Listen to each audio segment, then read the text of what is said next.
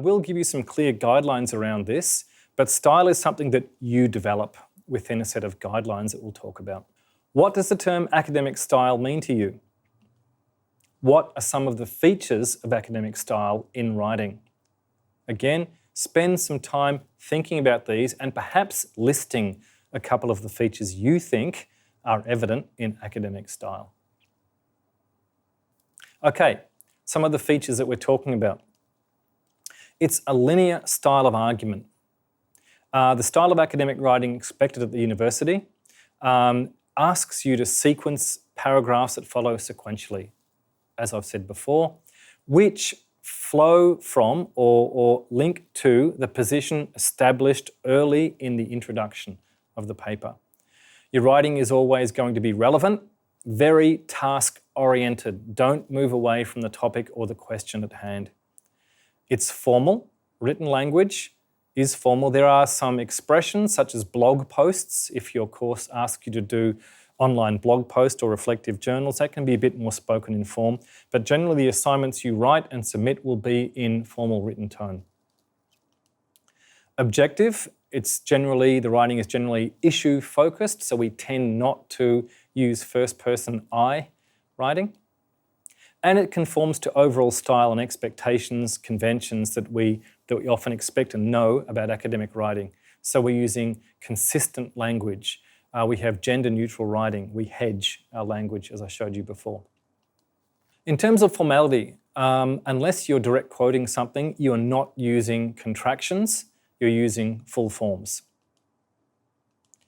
Try to avoid short forms such as i.e., e.g., etc. Use full forms such as, including, that is. Okay? If you use those, you don't need to use etc. at all. Where you know them, opt for the higher form of the language over the lower form of the language. There are some examples. So is a lower form than therefore. Think is a lower form than consider. If you do know them, try to be aware of them and use them. Unless you're told it's okay, personal reference is generally avoided. So rather than writing "in my opinion," just write the idea. The United Nations needs to, etc. Rather than "I will propose that" in the introduction, the paper proposes that. The paper examines. This essay looks at. That type of writing emphasises the issue, not you. It tends to make the argument stronger. Consistency. Spend 30 seconds looking at this short paragraph and see if you can identify any of the issues or problems evident. You might have seen the usage of, or might have noted, the usage of numbers.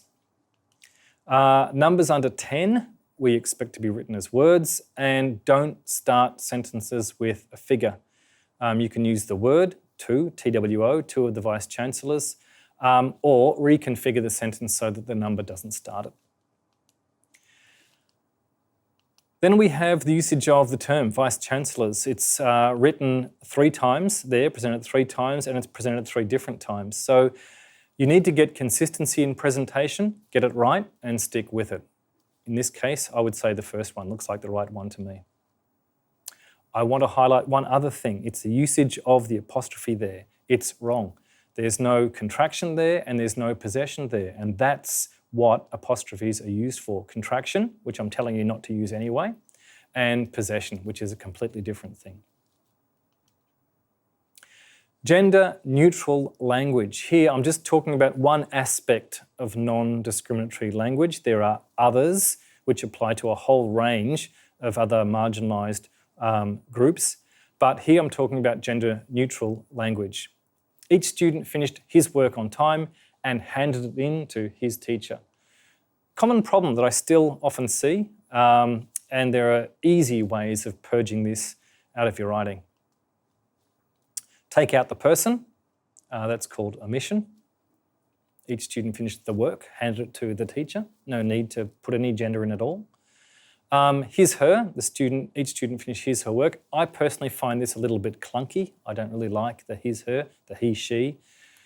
Plural form, students finished their work, easy. or rearrange it. The work was finished on time by the students. Any of those will work for you, and there are ways around or ways to provide gender-neutral language because it is an academic expectation. So, some things to avoid. Try not to start sentences with conjunctions, for example, and. There's an easy mnemonic that you can remember. Fanboys, for, and, nor, but, or, yet, so. These are joining words, they're conjunctions. Don't start sentences with them. Something I talked about at the start of this presentation, developing lists of synonymous terms and ways of referring to keywords to prevent over-repetition. Try not to start paragraphs with a named citation, so not heading off the paragraph with a name. Always try to start paragraphs with your words. Also, try not to end paragraphs with a citation, and don't end paragraphs with a direct quote. Anytime you use direct quotes, and direct quotes should never be as common as paraphrases, indirect quotes, but when you do use direct quotes, use them sparingly, 1, and 2, always make comments on the direct quote. Don't just drop them and leave them. So, let's go to the positive, some things to do. Start and end paragraphs on your words. Let's hear your voice coming through. Have a line of space between paragraphs to identify those breaks. You don't need to indent them.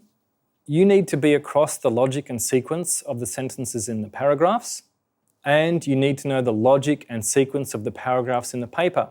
So we have those 2 levels operating there. Use linking and highlighting language to achieve your cohesion.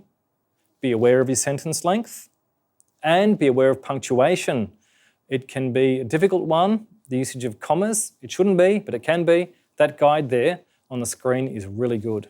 Know your referencing system. The library has a good referencing guide, which again, I recommend you use. Any of these URLs, if you find them useful, the websites, save them to your favorites if you're a PC user, or bookmark them if you're a Mac person. So, let's look at an example to finish up with, a longer example. This is a piece of academic writing.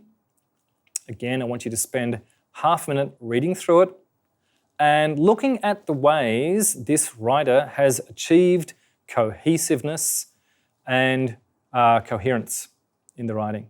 You should be able to spot those linkers and those highlighting expressions we've been talking about. Okay, let's have a look. We've identified the topic. We've got the word illness. We know it's about that. The second part of this, again now, directly refers back to that first part. It's one such illness, one type of this, and there's the topical part, it's cancer. The seriousness of this issue, this is reflexive. It's coming back to that issue of illness. It's specified to cancer. This cancer is highlighted by the diagnosis. It's an example.